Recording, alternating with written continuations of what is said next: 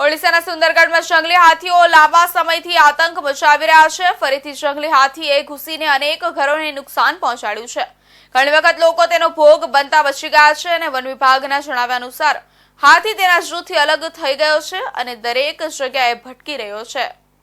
મોડી રાત્રે ફરી એકવાર હાથી જિલ્લાના રાજંગપુર શહેરમાં પ્રવેશ્યો હતો, જેના કારણે સમગ્ર શહેરમાં ભયની લાગણી જોવા મળી હતી। હાથીને જોઈને લોકો ધાબા પર ઊભા થઈ ગયા હતા અને મોબાઈલ ફોનમાં તેને રેકોર્ડ કરવા લાગ્યા હતા। માહિતી મળ્યા પછી વન વિભાગની ટીમ ઘટનાસ્થળે પહોંચી અને હાથીને કોઈક રીતે જંગલમાં ભગાડવાનો પ્રયાસ કર્યો હતો।